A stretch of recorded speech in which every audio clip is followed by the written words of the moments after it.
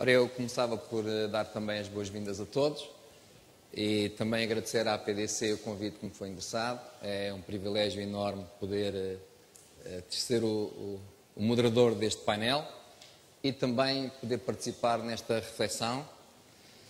Dar também as boas-vindas aos nossos comentadores. Vamos ter um painel que vai debruçar-se sobre o tema desenhar e construir redes, a legislação e o governance das compras públicas. Agradecer também, em nome da APDC, o facto de terem aceito este convite, de estarmos aqui presentes hoje a debater este tema. Muito obrigado. Professora Cláudia Viana, da Universidade do Minho, o Dr. Fernando Silva, do INSI, a doutora Helena Borges, diretora de Finanças adjunta da Direção-Geral dos Impostos, o Dr. João Paulo Almeida, da Agência Nacional de Compras Públicas, e o Dr. Nuno Santos, do Turismo de Portugal.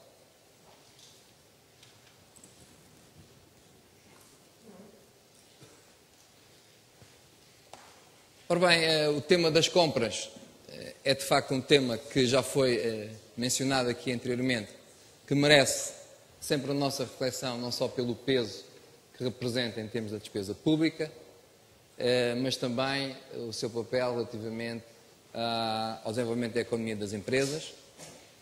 Nós, nesta nossa sessão, vamos ter sensivelmente 1 hora, embora já tenhamos aqui algum atraso, pelo que vou apelar ao vosso rigor e às vossas capacidades de gestão do tempo. Vou tentar não ser muito indelicado, mas em cada uma das vossas intervenções, sensivelmente 8 minutos, porque a dinâmica é lançar 2 ou 3 questões para cada um de vós e depois temos um desafio também para a audiência, onde vamos lançar uma pergunta e, através destes dispositivos que vos foram enviados, vocês procederão a uma votação. E depois as respostas dessa votação, nós teremos a oportunidade também de fazer um pequeno comentário aqui na mesa. Como eu estava a dizer, aqui enquadrando um pouco o tema que é o nosso desafio de conversa, as compras estratégicas, de facto, já têm quase uma década. Nós, quando começámos a implementar ou a encarar as compras públicas numa perspectiva estratégica, foi em 2001, 2002.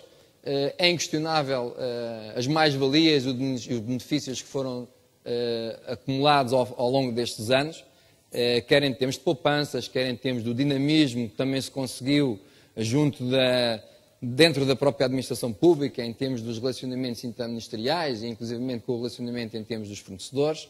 Também toda a componente de troca de experiências, partilha de vivências, componente da introdução da tecnologia. Portanto, efetivamente, muitos foram os ganhos ao longo destes anos e também, obviamente, inerente a qualquer processo de mudança, existem contratempos, constrangimentos, vicissitudes, que são normais quando se de facto pretende desenvolver projetos com esta dimensão e com este grau de complexidade, porque de facto não é só a complexidade inerente ao próprio tema das compras públicas, mas também aos vários intervenientes, aos vários stakeholders que têm influência e participação e que são partes interessadas neste ecossistema.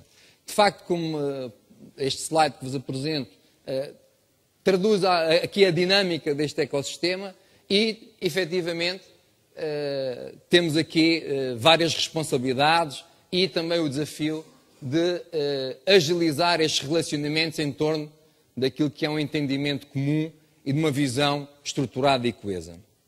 Sem mais delongas, passaria o primeiro desafio, que de alguma forma tem a ver com uma pergunta relacionada com a legislação, à professora Cláudia Viana, e que tem a ver com, de facto, o enquadramento da legislação. Nós já temos alguma maturidade, quase 2 anos e meio de legislação em vigor, e de facto tentar perceber se já reunimos consenso relativamente àquilo que são melhorias a introduzir na legislação e como é que isso, de facto, pode ser implementado.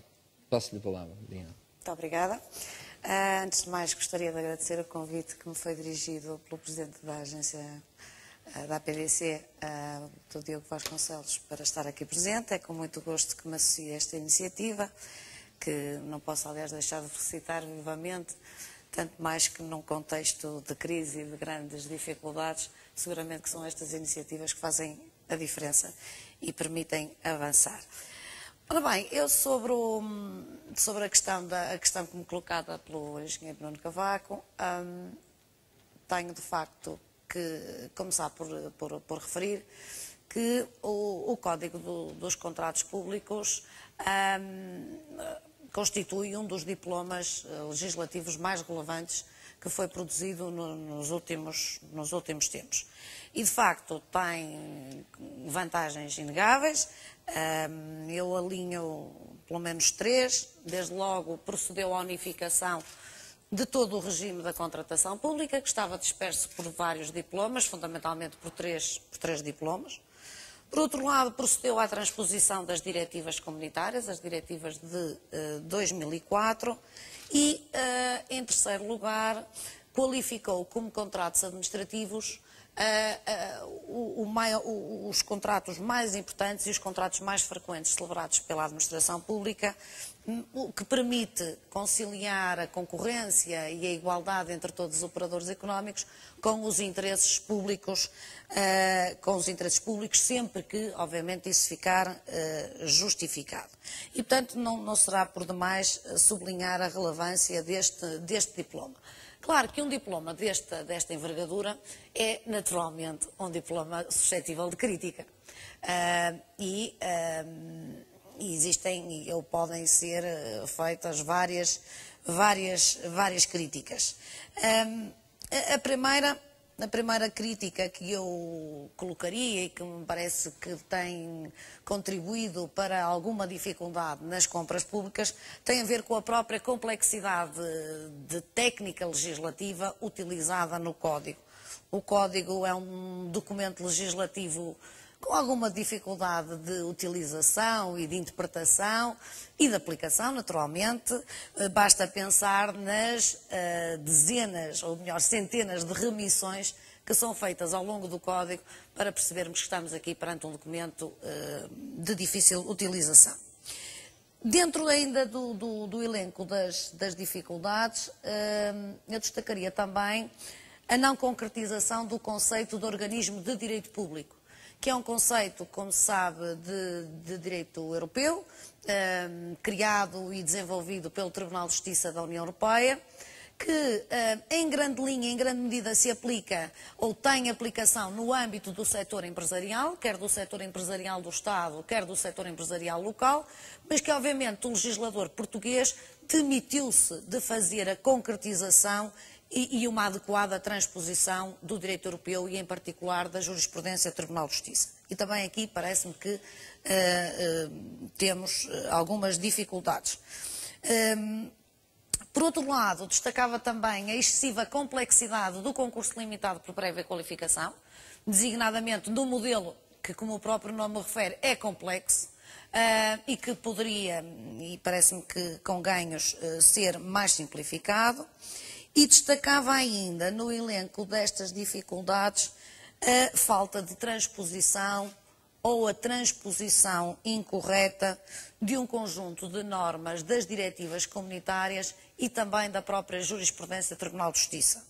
Designadamente, e sem prejuízo de se poder falar noutros, destacava aqui quatro aspectos que me suscitam especiais dificuldades. A omissão no Código dos documentos que devem ser exigidos aos operadores económicos para efeitos de avaliação da sua capacidade técnica. O diálogo concorrencial, que está, cuja tramitação parece-me que choca de uma forma muito evidente com o modelo da diretiva, sendo certo que, além do mais, levanta problemas acrescidos na sua utilização prática, porque da forma como está construído não permite responder àquilo que são as necessidades efetivas das entidades adjudicantes. Destacava também ainda a contratação in-house e os problemas que se suscitam a este respeito e ainda o regime previsto para os ajustes diretos. Isto no elenco das dificuldades. Obviamente que o Código tem muitos aspectos positivos e, desde logo, o facto de estarmos a lidar com um único diploma, em lugar dos, normalmente, 3 diplomas que existiam. E com isso eliminaram-se disparidades absolutamente injustificadas, como aquelas que se verificavam, como bem se recordam, no Decreto-Lei 197/99 e no Decreto-Lei 59/99. Dentro de procedimentos idênticos, designadamente para as empreitadas e para aquisições, tínhamos procedimentos com designações diferentes, com tramitação diferente, sem que, objetivamente, isso fosse justificado. Ainda também, como um grande aspecto, um dos principais aspectos positivos, eu destacaria a contratação eletrónica. Efetivamente, nesta matéria, avançamos decisivamente e muito bem parece-me.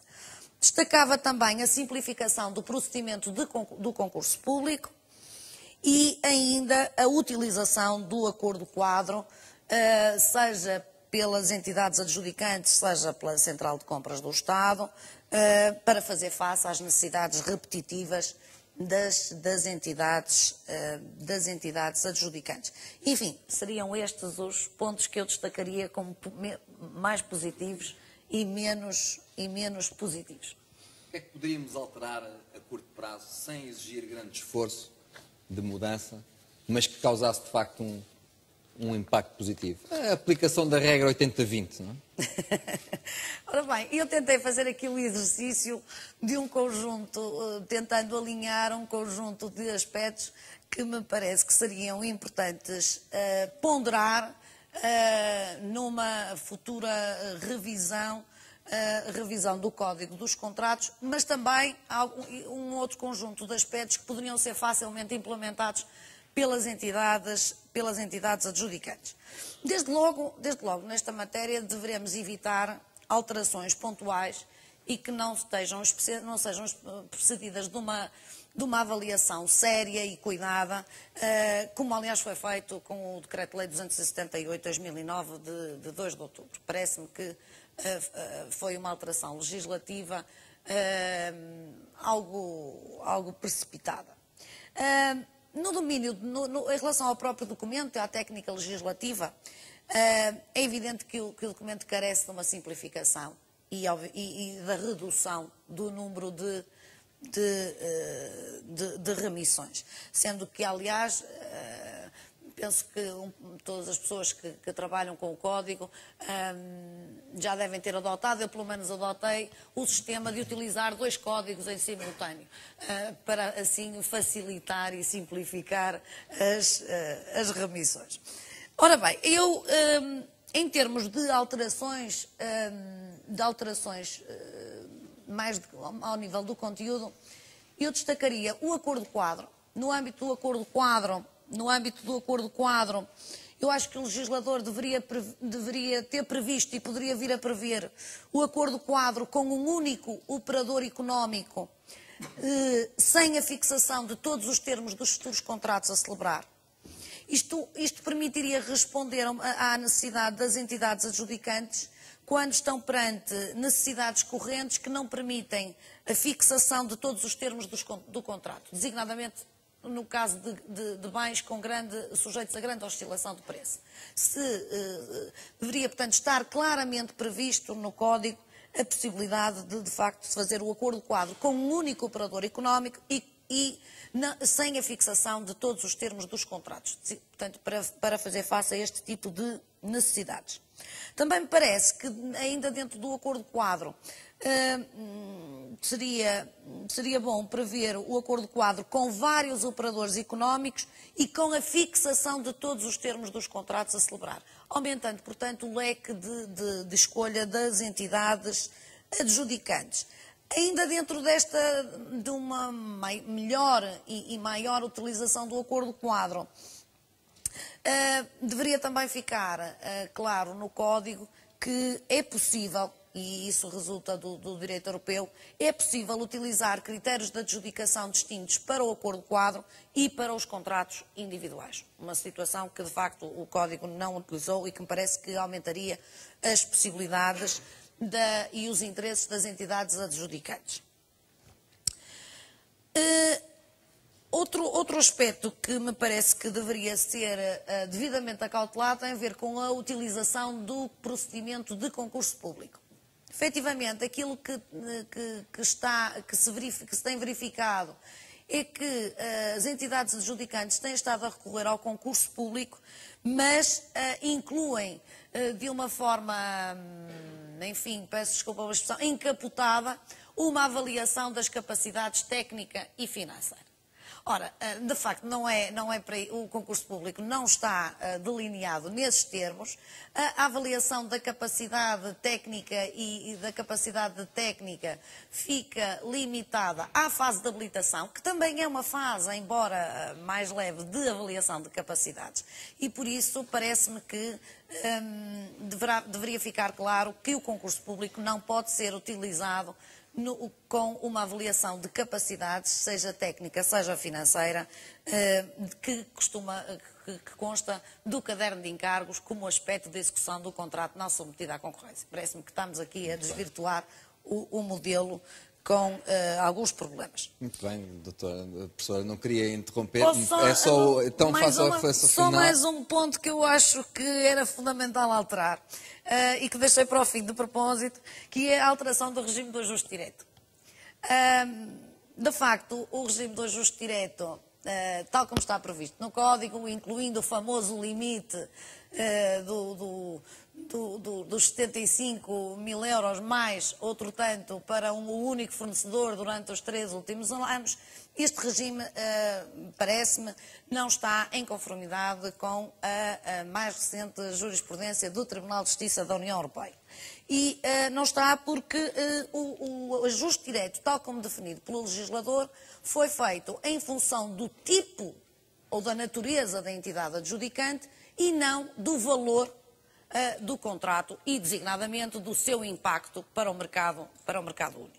E, por isso, aquilo que eu sugeria era que se estabelecessem valores para o ajuste direto em função do interesse económico do contrato, que se estabelecessem ainda consultas obrigatórias aos fornecedores em função também do valor do contrato e de forma a eliminar a insegurança jurídica que atualmente se verifica no âmbito dos ajustes diretos, sem que se saiba muito bem ainda qual vai ser a posição do Tribunal de Contas sobre essa matéria, e, por outro lado, utilizar o CPV para definir o objeto dos contratos celebrados por ajuste direto em função do valor, de modo também a eliminar a insegurança jurídica decorrente da interpretação do conceito de prestações do mesmo tipo ou idênticas. Muito obrigado, professora. Vamos então passar aqui também à audiência. Vamos tentar perceber qual é a opinião da audiência relativamente a este tema. Temos aqui um dispositivo e aqui 4 regras base. Primeiro, tentar perceber qual é a vossa opinião. Para isso, vou lançar uma pergunta e com esse dispositivo basta votarem no número correspondente da resposta que pretendem dar, e depois os resultados vão ser automaticamente disponibilizados no visor, e depois agradeço, obviamente, que no final da sessão depois devolvam esse equipamento. Não é? Ora bem, não tem dispositivo, sou o único que tem. Não sei se é possível. Muito bem, a primeira questão também é tentar perceber junto da audiência qual é a partição entre pessoas da administração pública e do setor privado. Portanto, agradeço já que procedam a essa votação durante 30 segundos, rapidamente. Muito obrigado.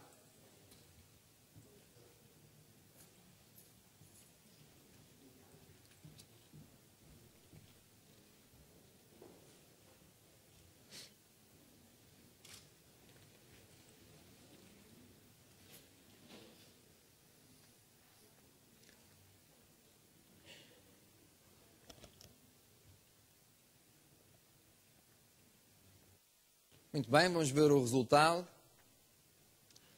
64% da administração pública, 36% do setor privado. Muito bem, podemos passar à pergunta em si, que tem a ver, de facto, com este tema da legislação. Qual o maior constrangimento operacional decorrente da aplicação da legislação? Um pouco aqui há alguns aspectos que foram mencionados pela professora. deixarei então os tais 30 segundos para procederem à votação.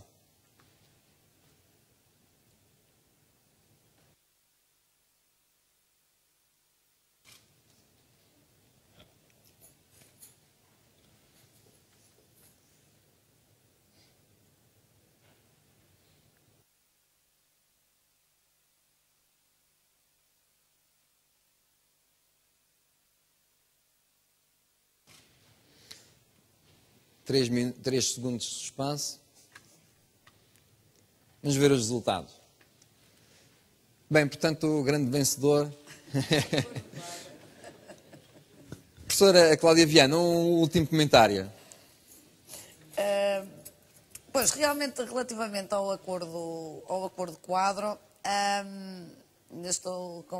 tenho seguramente que o Dr. João de Almeida falará melhor do que eu sobre o tema, sobre a burocracia, designadamente, mas vamos lá ver, há aqui algumas limitações do ponto de vista jurídico, designadamente, tendo em conta o modelo definido pelas diretivas, designado no caso pela diretiva 2004-18, e portanto, a consulta a todos os fornecedores, no caso do acordo quadro ser múltiplo, é um imperativo do direito europeu.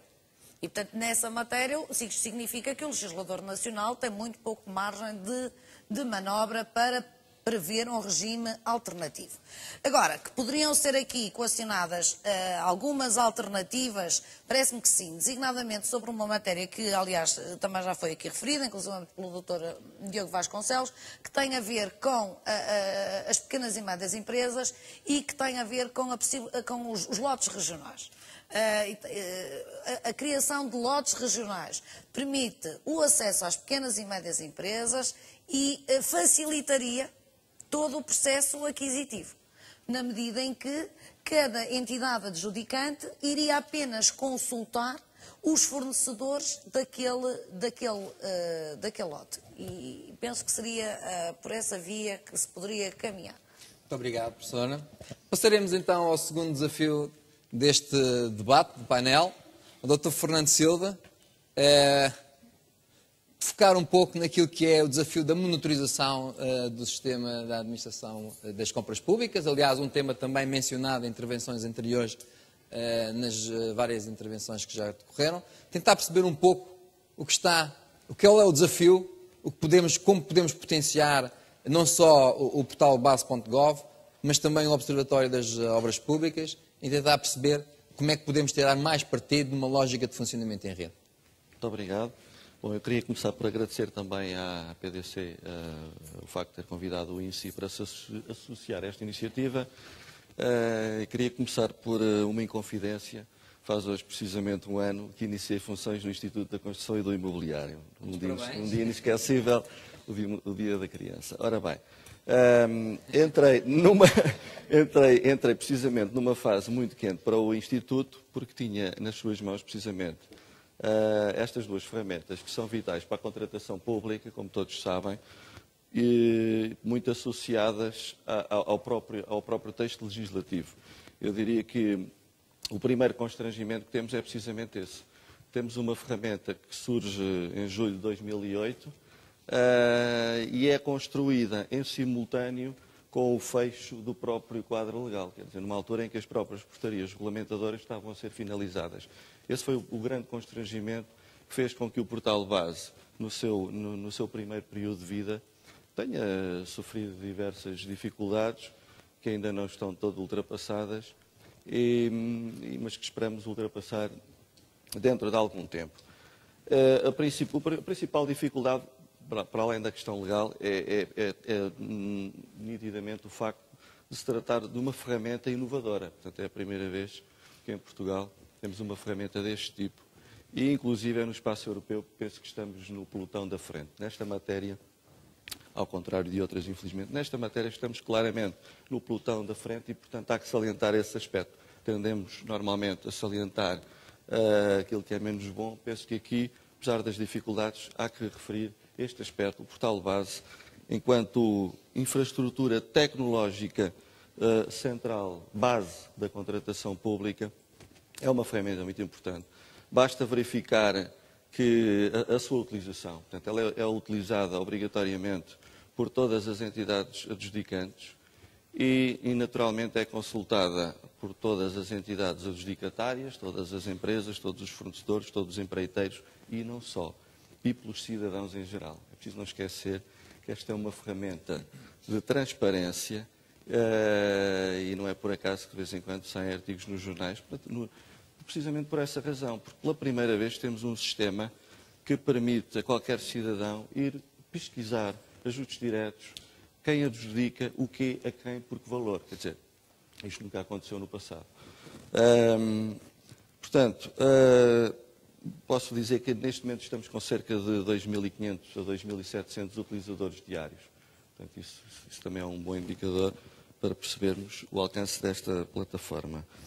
Uma outra dificuldade é que esta plataforma interage com outros sistemas de informação. Desde logo com o Diário da República eletrónico, portanto, ela recebe automaticamente os anúncios publicados no Diário da República e, por sua vez, interage com todas as plataformas eletrónicas de contratação pública. Bom, e aí estamos, neste momento, a desenvolver um trabalho muito importante, porque, de maneira a que esse automatismo entre o portal central, o base, e as diferentes plataformas eletrónicas sejam incrementados. Finalmente, portanto, sendo alimentado por entidades adjudicantes e interagindo com as plataformas eletrónicas, este portal base vai, por sua vez, alimentar outros sistemas de informação, concretamente dois. O Observatório das Obras Públicas, gerido pelo Instituto da Construção e do Imobiliário, e o Sistema Integrado de Gestão, penso que será este o nome, da ANCP, no que se refere aos bens e serviços. Portanto, estas duas últimas ferramentas que eu referi serão as verdadeiras ferramentas de monitorização das compras públicas. Portanto, as entidades adjudicantes carregam os seus dados, os seus relatórios de contratação e de execução dos contratos através de formulários existentes no portal base, em forma eletrónica. Já estão em forma eletrónica. Há um ano atrás, esse envio era feito por mail. Neste momento, as entidades adjudicantes acedem à área reservada e preenchem um formulário eletrónico que é submetido por essa via e, portanto, vai nos permitir, de facto, de uma forma automatizada, alimentar o Observatório das Obras Públicas e o tal Sistema Integrado de Gestão da ANCP. Concretamente, referindo-me ao Observatório que compete ao INSI gerir. O Observatório tem uma limitação logo à partida, e daí a razão pela qual ele ainda se encontra num estado de pouco desenvolvimento. É que o Observatório, como eu referi, é alimentado pelo portal base. Portanto, enquanto não resolvermos todas as dificuldades do portal base, não conseguiremos ter o Observatório que pretendemos. Portanto, estamos neste momento a trabalhar no portal base e, por outro, cria-nos uma exigência de alguma dificuldade, que é de termos que publicitar, ou melhor, receber, depositar no próprio portal base cópia de todos os contratos celebrados neste país. Isso é uma dificuldade grande monta, porque terá que ser estudada do ponto de vista tecnológico como é que vamos fazer isso. Vamos receber o upload dos ficheiros de todos os contratos públicos deste país e com as implicações que isso tem ao nível de servidores próprios do INSI, ou vamos arranjar aqui outro sistema. Eu não sou informático, sou jurista, mas espero que as entidades tecnológicas nos ajudem a pensar nessa situação. Um comentário também final, Sr. Doutor? Pronto, diria isto, que estamos a trabalhar em ambas as ferramentas e que estamos também a preparar a criação de um grupo de reflexão que nos vai auxiliar na definição dos requisitos, no fundo, da arquitetura que pretendemos para o Observatório das Obras Públicas. Porque, se atendermos ao que diz a lei diz que o Observatório das Obras Públicas não é, ao contrário do que muita gente pensa, um conjunto de pessoas que observam algo, como existe noutros ministérios, mas é antes um sistema de informação que vai comparar aquilo que é contratado com aquilo que é executado. Portanto, monitorizando os desvios entre o planeado, no fundo, e o executado. Que, como sabe, E um estímulo à melhoria, não é? Como sabe, é um dos grandes problemas, concretamente nas obras públicas, são as famosas derrapagens, os famosos desvios entre o contratado e o executado. Esta ferramenta vai monitorizar tudo isso. Mas não queremos que isso fique por aí. Queremos que isso vá mais longe. Concretamente, que isto funcione como uma boa ferramenta de política pública. Isto é, se nós conhecermos em concreto que obras se fazem neste país por tipologias, por volumes financeiros, por volumes de materiais aplicados e por tipos de entidades públicas, temos aí um conjunto de indicadores que poderão ser muito importantes, quer para os próprios construtores, para os próprios empreiteiros, programarem as suas atividades, quer para as próprias entidades públicas e, por sua vez, para o próprio Governo poder tomar decisões em matéria de políticas públicas para o setor. Muito bem, muito obrigado, Sr. Dr. Fernando Silva. Vamos então passar a uma próxima pergunta para a audiência. Não sei se a Regi está a acompanhar. Qual o maior benefício resultante de um sistema de monetização das compras públicas? E temos aqui 3 respostas. Vamos proceder à votação.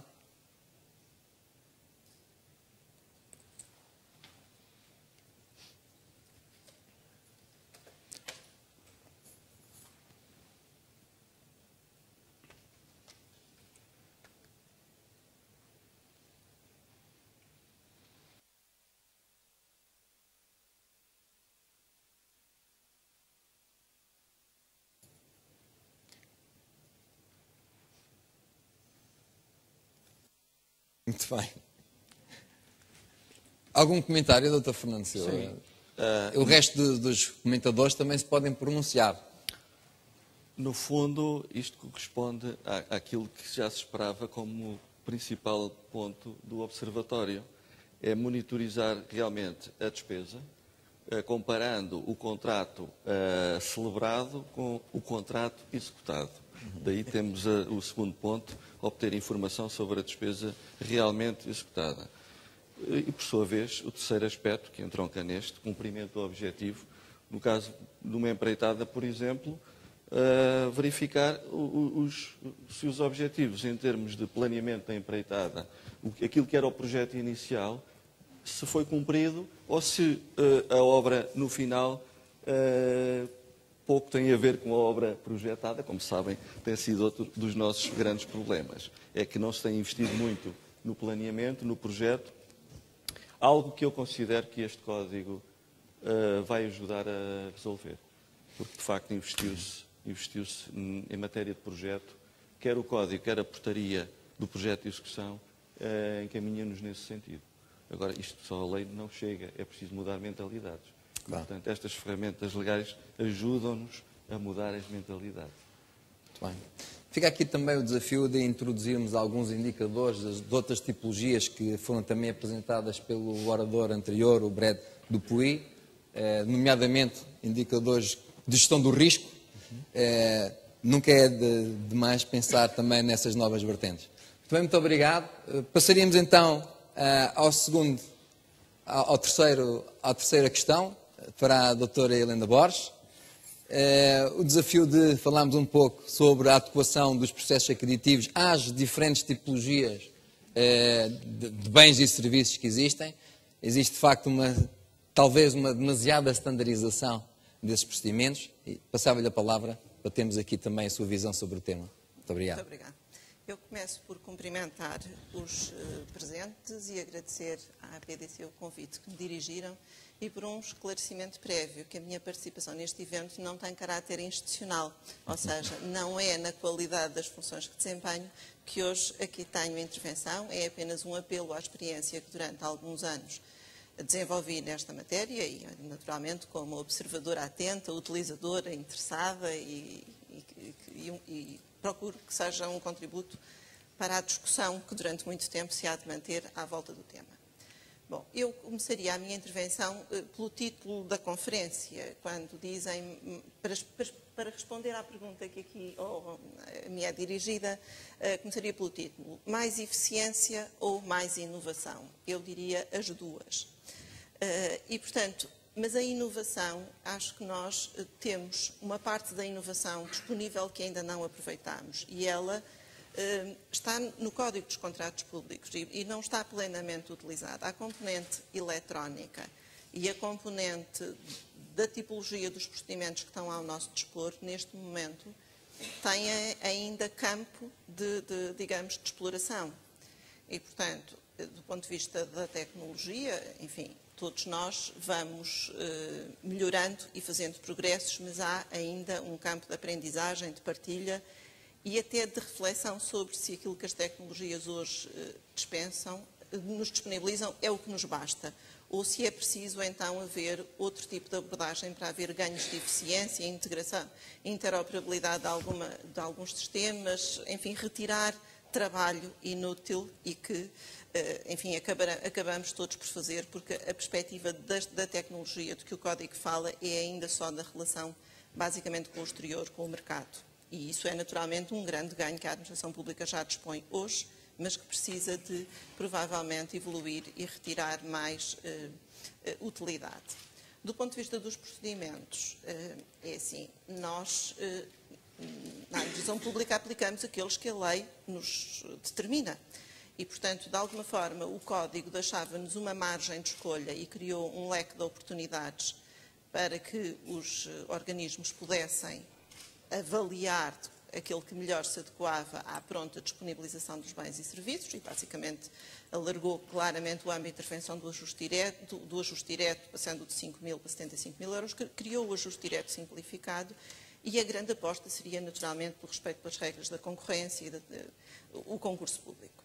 Aquilo que acontece com, isto foi o decreto, é o que resulta do Decreto-Lei 18 de 2008, a professora Cláudia Viana melhor poderá corrigir, se lhe parecer que me estou a imiscuir na área que ela se propôs abordar, mas a verdade é que a intervenção que houve no âmbito do Sistema Nacional de Compras Públicas, muito por via dos acordos-quadro, eliminou esta possibilidade de escolha dos dirigentes da administração pública. Isto é, para a grande maioria das categorias de bens e serviços que a administração pública adquire, está obrigada a fazê-lo ao abrigo dos acordos-quadro. E, portanto, aquilo que era, digamos, a celeridade que estava subjacente ao processo ao procedimento de ajuste direto simplificado, digamos, a ampla concorrência que está subjacente ao concurso público deixa de estar plenamente disponível em cada procedimento em concreto que nós lançamos. E isso, naturalmente, tem consequências também para nós. Diremos que, à partida, o processo de aquisição ao abrigo do acordo de quadros devia ser para nós um apor e uma grande vantagem, uma vez que devia ser um processo mais simples, e era no passado, ao abrigo dos contratos públicos de aprovisionamento, mas hoje, basicamente, as regras de uma aquisição ao abrigo de um acordo de quadro são idênticas às de um concurso público, têm os mesmos tempos de decisão e temos menos fornecedores presentes. E isso é, naturalmente, um fator que diminui a eficiência com que praticamos, digamos, com que desenvolvemos a nossa atividade. E, portanto, este é um dos aspectos. Outra das questões que seria a responsabilidade, e aquele termo que hoje está muito em moda, da accountability, de que os gestores públicos e os responsáveis públicos estariam, digamos, mais obrigados quando faziam opções no âmbito do ajuste direto e que teriam que tornar públicos, aliás, disponibilizar a informação do base.gov, por essa via fica praticamente eliminada. Ou seja, nós estamos todos obrigados a seguir um caminho e esse caminho fez sentido, do meu ponto de vista, durante um tempo, que foi o da construção deste modelo que a NCP colocou em marcha, e muito bem, e que, de facto, se não fosse assim, provavelmente não tínhamos tido um campo de experimentação como temos hoje, e temos resultados para analisar, temos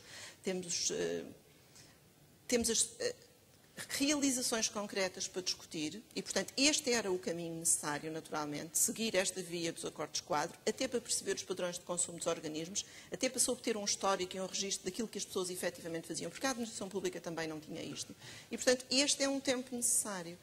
Mas agora acho que temos que abrir outras janelas, outras oportunidades, e procurar, e do meu ponto de vista, me desculpe quem está aqui da ANCP, mas vou fazer esta observação, porque o que me parece é que a agência tem de ver nos organismos da administração pública seus clientes. E se vir neles clientes, há de ver com certeza que há diferentes necessidades dos clientes e, portanto, há as grandes organizações e as pequenas organizações. E, portanto, a solução não pode ser igual para todos e mesmo as grandes organizações têm pontualmente necessidade de fazer pequenas aquisições que não justificariam, digamos, a utilização de um acordo quadro para comprar 3 impressoras que nem 1.500 euros custam e consultamos 14 fornecedores, fazemos a avaliação da proposta economicamente mais vantajosa, temos um tempo e às vezes a necessidade tem caráter urgente e, portanto, vamos ver a utilização, ou seja, em vez de ser a obrigação de utilizar, seria o dever de utilizar os acordos quadro, fazendo com que, cada vez que nos desviamos da utilização de um acordo quadro, cada dirigente ficasse obrigado a um dever de fundamentação e de explicação e prestação de contas. Naturalmente, o Tribunal de Contas lá estaria para avaliar da racionalidade da opção que foi feita, quer dizer, e isso é algo que não pode deixar de estar presente, ou parece-me a mim que nenhum dirigente deve deixar de ter à sua disposição um instrumento que lhes permita, no tempo certo, a disponibilização de bens que, por vezes, podem ter caráter urgente e que não podem depender, naturalmente, da autorização do Sr. Ministro das Finanças, até pelo caráter urgente. E, portanto, essa é a flexibilização que tem de ser pensada. Como pôr em prática, naturalmente, exige reflexão, ponderação, não desvirtuar o modelo, não é? Não dar um passo atrás. Portanto, acho que o sentido tem de ser um passo à frente, mas para encontrar soluções para casos que, de facto, justificam a exceção. E, portanto, ela deve estar à partida prevista na lei e desonerar a tutela política, naturalmente, estar a encontrar exceções para casos que são marginais, que não têm expressão no contexto do orçamento. E, portanto, é uma nota à reflexão que eu deixo e que me parece que é, provavelmente, aquilo que mais faz com que as pessoas se queixem do modelo. É esta amarra, ou seja, aquilo que o Código dos Contratos Públicos apresentou como a grande vantagem, a celeridade, digamos, o tempo de disponibilização dos bens acaba por esta via, por ficar limitada na sua eficácia. E esse parece-me ser uma nota muito importante a termos em consideração. Doutora Helena Borges, pedia-lhe para, sucintamente, fazer um comentário final para podermos passar à questão. Sim, relativamente à questão da... Parece-me importante que, de facto, portanto, do ponto de vista dos organismos, portanto, eu não lhe posso dizer novos procedimentos, novas formas de adquirir. Aliás, hoje estão estabelecidas as regras. Nós compramos nas condições em que estão definidas nos acordos quadro e nos termos da lei, com os procedimentos conforme o Código dos Contratos Públicos regula. Agora, é importante que, mais do que cumprirmos este conjunto de regras que estão previstas, que haja um espaço de reflexão e que haja um local de partilha, portanto, que não seja só dos resultados e dos números, dos procedimentos e da monitorização desse ponto de vista daqueles que são os ganhos, mas até daquilo que são as experiências das pessoas, os sucessos e os insucessos, de forma que as pessoas não tenham que andar pela via informal à procura de saber onde é que algo já se fez, portanto, que se torne público, não apenas os procedimentos, mas, enfim, se partilhem as experiências, se partilhem os erros e se prepare um tempo diferente. Um novo ciclo. Um novo ciclo. Muito obrigado. Passaríamos então à pergunta para a audiência, por favor. A definição de estratégias e procedimentos de compra adequados depende de 3 opções de escolha.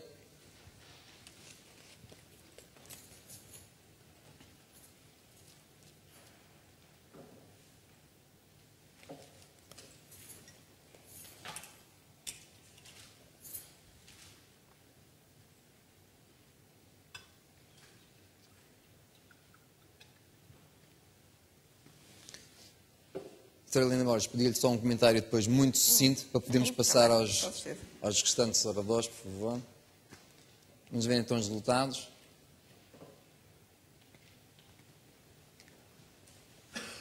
Bom, eu tinha a resposta. É a partilha do conhecimento em rede. De facto, é isto que está a faltar muito, não é? Até para as pessoas encontrarem conforto naquilo que foram os insucessos ou os sucessos dos outros. Quer dizer, nos insucessos dos outros nós encontramos algum conforto. Sabíamos que era saber que não nos aconteceu só a nós, que isso não é algo que nos deva retirar alento para continuar. E que é normal, neste tempo, em muitos dos procedimentos que nós lançamos ao mercado, nem sempre encontrarmos aquelas soluções que adivinharíamos que seriam as soluções economicamente mais vantajosas, é próprio do tempo de aprendizagem nosso e dos fornecedores, porque em muitos casos perdem-se, digamos, boas propostas por questões formais e isso não acrescenta valor. Portanto, há aqui um tempo que, portanto, nós temos que partilhar na rede interna e temos que desenhar a rede externa para prevenir todos esses pontos, digamos, não uma rede hierarquizada, mas uma rede com vários nós, de maneira que as pessoas encontrem... E com certo dinamismo também. E com certo dinamismo, naturalmente, e com o local. Tem de haver momentos para isso. E esses devem fazer parte do calendário das organizações. Muito obrigado, doutora Helena Borges. Passaria ao próximo desafio ao doutor Nuno Santos, Turismo de Portugal. Não sou eu que tenho que... Peço desculpa. Vamos então passar a este desafio, em que vamos falar um pouco do caso prático da agregação do Turismo de Portugal, tentar perceber quais foram as dificuldades sentidas nessa agregação e também como é que podemos... Estamos a falar de redes de conhecimento, aliás, foi o que ficou patente nas respostas da pergunta anterior, tentar perceber como é que depois podemos efetivamente partilhar esse conhecimento em termos do Sistema Nacional de Compras Públicas. Por favor. Muito bem. Muito obrigado à APDC pela oportunidade. Eu fazia aqui uma exposição num registro que conto que seja entre colegas, relativamente solta e com algumas provocações.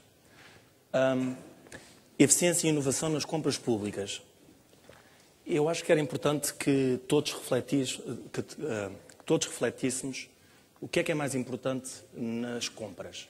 O direito ou a gestão? E diremos, talvez, provavelmente são as duas importantes. O direito e a gestão. Mas depois temos de saber quem é que vai na frente. Se é o direito ou se é a gestão. Porque eficiência e inovação, eu pus aqui versus transparência. Primeira buzzword. Transparência, conformidade. Conformidade, insegurança. Insegurança jurídica. Insegurança, medo. Medo, inação. Inação, objetivos. Objetivos de despesa. Quando falamos de compras públicas e de compras públicas agregadas, falamos de preocupações com despesa. E depois, quando falamos da discussão, falamos muito em procedimentos, em regras. O diretor jurídico do Instituto em que eu trabalho diz que o Código dos Contratos Públicos não existe para melhorar o processo para melhorar a despesa do Estado. Existe por causa de questões de concorrência. E, portanto, garantir preocupações com corrupção, não comprar sempre aos mesmos. Bom, mas então precisamos daquele edifício legislativo que em Portugal demorou 2 anos a transpor, salvo erro, de uma diretiva com um grupo de trabalho. Quando é acabado de transpor, já estamos a dizer que tem um conjunto de deficiências que não pode ser implementado. Não é verdade. Nós, no Turismo de Portugal, não temos grandes problemas em usar este código. Mas temos um conjunto de inseguranças, objetivamente. E medo, sim, temos. Eu quando trato de compras, trago sempre... Falamos de despesa. Bom, eu farto-me gastar dinheiro com juristas.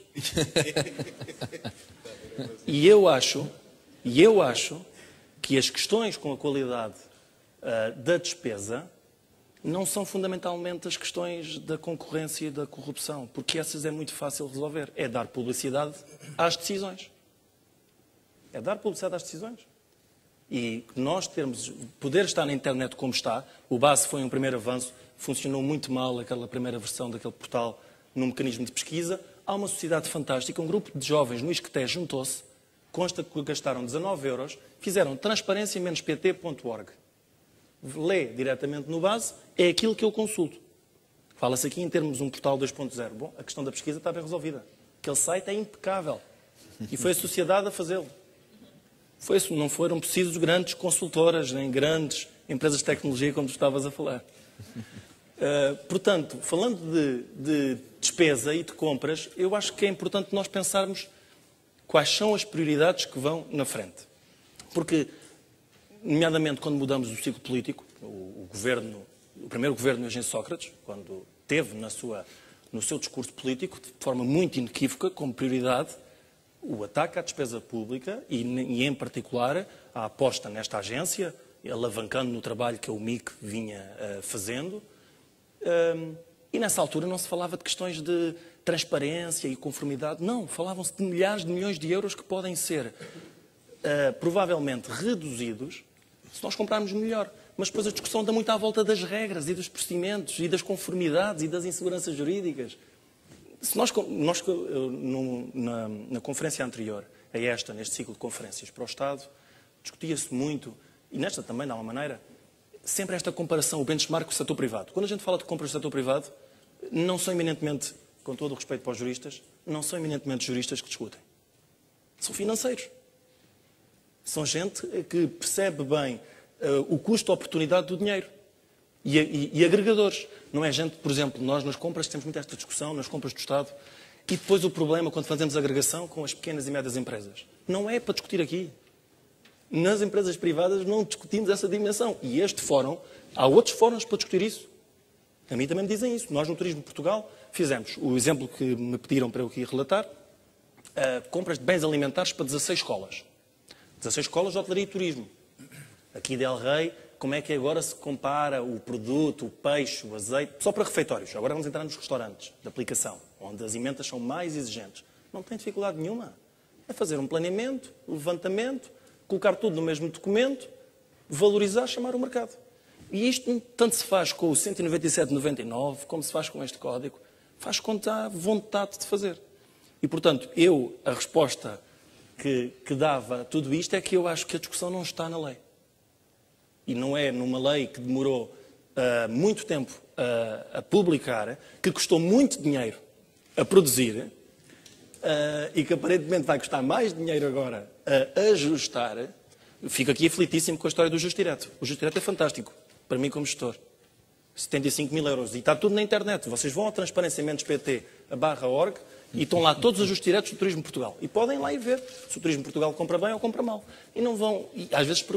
Aquilo que a Helena há bocadinho dizia. Fazemos um procedimento e depois há lá uma falha formal completamente irrelevante. Completamente irrelevante do ponto de vista substantivo. Não ia mudar nada no processo de compra. Ou, por exemplo, dizer que o Justo Direto agora para institutos de regime especial, como é o nosso, não é de 75, portanto, ainda mais útil é para nós, é de 193. E depois discutimos nos procedimentos se podemos pôr 193 ou se temos que pôr 192.999. E há peças internas que podem ou não cair por causa disso. Isso é despesa. São horas de trabalho de gente que esteve a trabalhar naquele documento. E despesa é a palavra principal de compras, não é conformidade. Acho eu. Porque se nós acreditamos que há um potencial de poupança brutal no Estado para se fazer. Portanto, enquanto a discussão estiver muito à volta das conformidades e das inseguranças, eu acho que nós nunca vamos atingir o potencial de poupanças que há muitos anos identificamos que o Estado tem. E, portanto, eu para aqueles bens alimentares, para 16 escolas, eu comprei o equivalente, passei a conta para dentro, foi feita desta forma. Mais 300 alunos, eu gastei o mesmo para mais 300 alunos. Eu tenho na rede 3.000 alunos, no ano anterior, para 3.000 alunos, tinha gasto 1.500.000 euros, passei a gastar 1.500.000 euros como se tivesse 3.300 alunos. Portanto, fiz a poupança porque mantive, infelizmente, os mesmos 3.000 alunos. Não passei para 3.300, como gostava. E este ano vou voltar a fazer. Vou voltar a fazer vamos fazer para os restaurantes. Fizemos para as impressoras, toda esta prática regular que se conhece. Nos bens mais homogéneos é muito fácil de fazer. Nos bens menos homogéneos é mais difícil de agregar. Mas faz. A classe jurídica... A classe de juristas, se eu posso dizer assim. Seria interessante fazer ali a pergunta quantos juristas estão aqui a discutir isto e quantos não juristas estão a discutir isto. Era muito interessante fazer essa pergunta. No próximo painel futuro.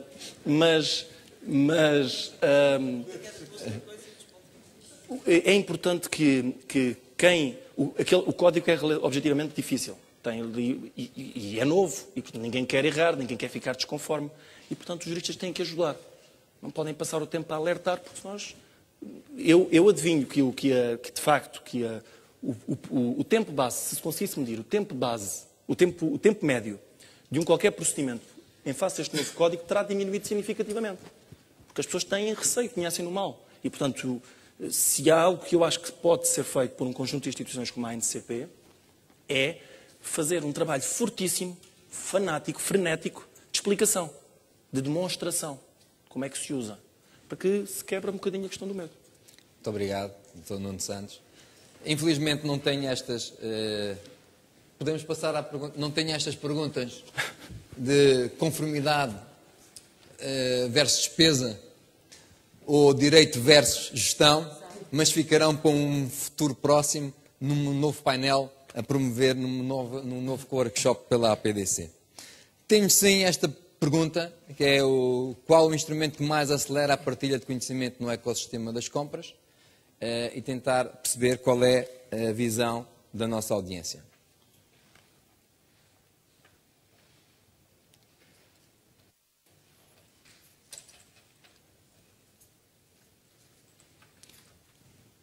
Tendo em conta o estado avançado da hora, faríamos um pequeno comentário, Dr. Nuno Santos, um sucinto comentário aos resultados deste questionário, e depois passaria a palavra ao Dr. João Paulo Almeida. Eu votei na mais votada. Na mais votada. Então, está em consonância. E gostava que a mais votada estivesse mais distante das outras. Muito bem. Muito obrigado. Passaria então a palavra para fecharmos o painel ao Dr. João Paulo Almeida, da Agência Nacional de Compras Públicas, para fazer um comentário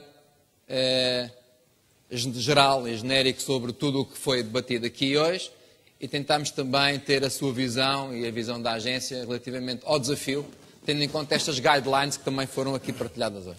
Muito obrigado, Nuno. Bom dia, e muito obrigado também à APDC, na pessoa do Sr. Presidente, que é, de resto, uma pessoa bem ligada aos primórdios das compras públicas, eletrónicas, sobretudo à introdução da eletrónica na contratação pública, que é, de facto, uma referência incontornável no nosso debate de hoje.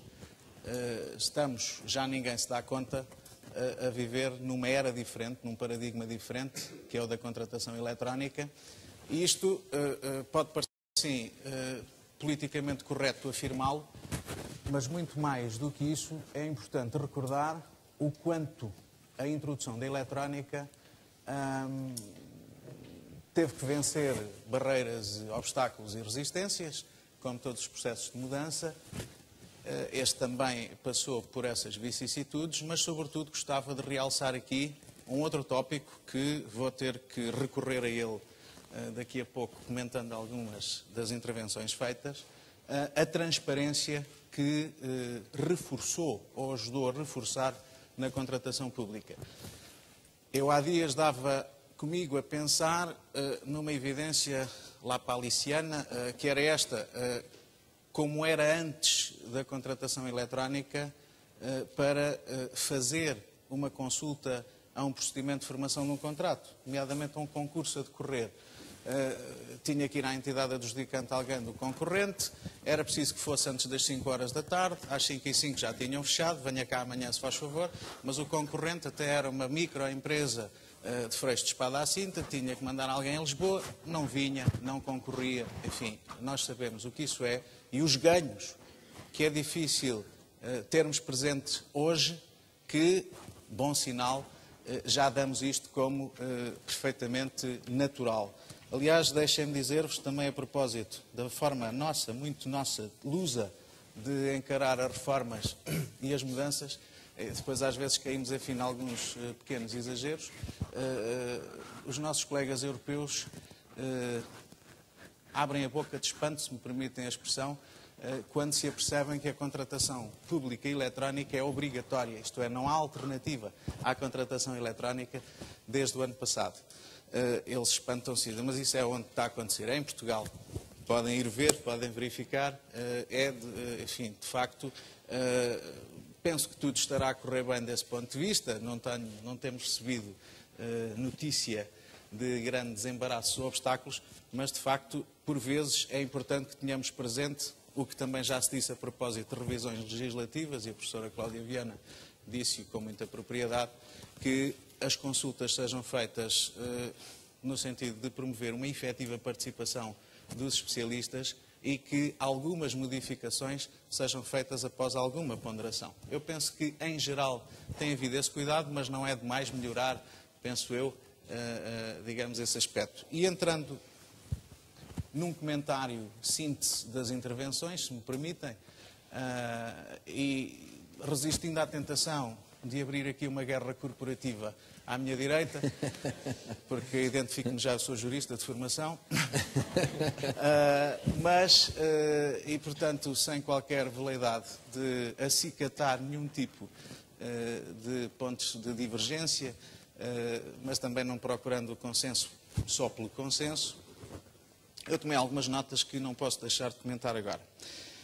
E sobre a intervenção da nossa amiga, permita-me que a trate assim, a professora Cláudia Viana, eu, de facto, não vou ser intelectualmente muito honesto e retive, sobretudo, os pontos positivos que ela mencionou, que me interessam porque tem, enfim, podemos beneficiar do seu estatuto académico, da credibilidade que tem nesta matéria. Aliás, devo confessar-vos que é uma das obras presentes na minha mesa, mas eu também penso na gestão e na despesa. A senhora qual é que é primeiro? Eu até sei o que é um KPI, veja bem. Bom, exatamente. Por falar em KPI, temos que olhar para o tema. Exatamente. Eu gostava de realçar que, de facto, e para além da eletrónica que ela também mencionou, a opção que foi feita pelos acordos-quadro.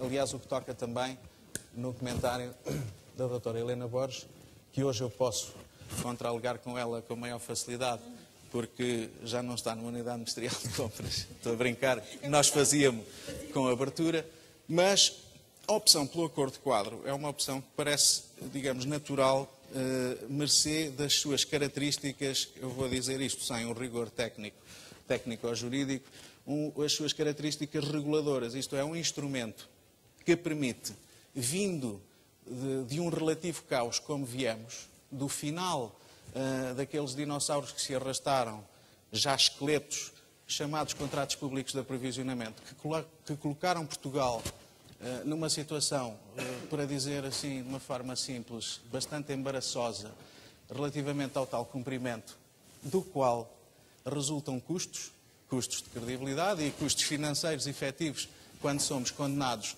pelo Tribunal de Justiça da União Europeia, mas nós viemos, de facto, de um relativo caos e foi entendido que o acordo-quadro era uma figura reguladora interessante, disciplinadora, não vamos evitar a expressão, que pudesse, de alguma forma, trazer alguma ordem, alguma harmonia, tendo em conta objetivos de redução de despesa e de obtenção de poupanças. É um instrumento que não é o único, não era a única opção possível, ninguém nunca, penso que o afirmou, mas foi considerado um instrumento central desta fase da reforma. Dizer, e permitam-me agora que discorde, porque é uma prerrogativa de quem vive num Estado de Direito, que discorde da maioria que votou sobre a burocracia ligada, ou a suposta burocracia ligada aos acordos-quadro.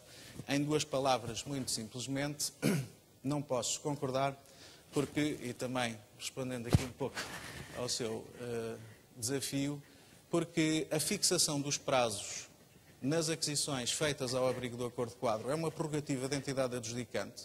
Não está previsto, é deixada a liberdade, ao invés da escolha por um outro procedimento, qualquer dos procedimentos típicos que tem as fases com um calendário, um cronograma mínimo, de tempos mínimos, de duração mínima estabelecida. Não é o caso no acordo-quadro e, como nós temos enfatizado na agência, e sobretudo no último roadshow que fizemos por vários locais, ao abrigo do acordo-quadro, há uma vantagem que parece que todos procuravam. Todos, refiro-me e dirijo-me agora à administração pública, às entidades adjudicantes, que parece que todos procuravam antes de haver código e antes de haver acordos-quadro, e agora todos parecem ignorar. É que ao abrigo do acordo-quadro, as aquisições não estão sujeitas aos limiares comunitários.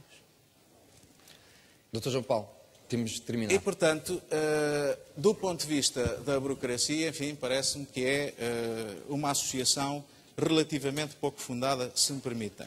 Um último comentário muito Vou ser simples, breve, doutor Nuno, mas Paulo. vais-me Obrigado. permitir que deixe mais 2 notas apenas. Uma para realçar a importância da informação.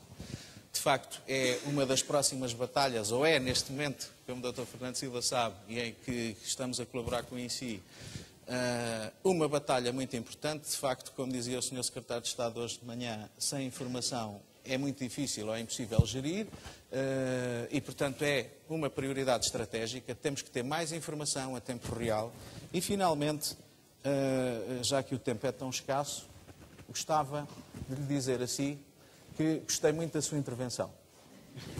E gostei muito da sua intervenção porque os juristas, que eu penso conhecer bem, mas com os quais trabalho cada vez menos, os juristas precisam desses desafios.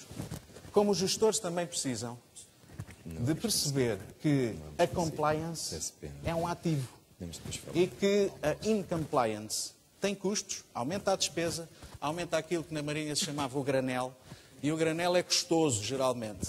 E, finalmente, tenho que lhe dizer, apelar à sua memória, que certamente ainda por cima é mais jovem que eu, quem nos convenceu de que a concorrência reduzia os custos e a despesa foram os economistas.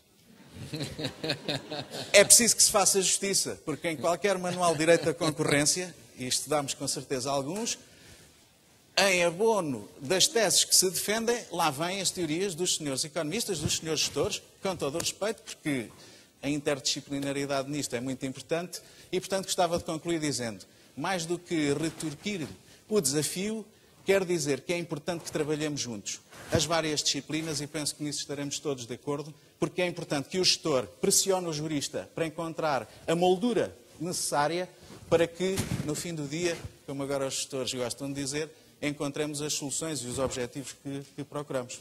Era isto. Muito obrigado, Dr. Obrigado. João Paulo.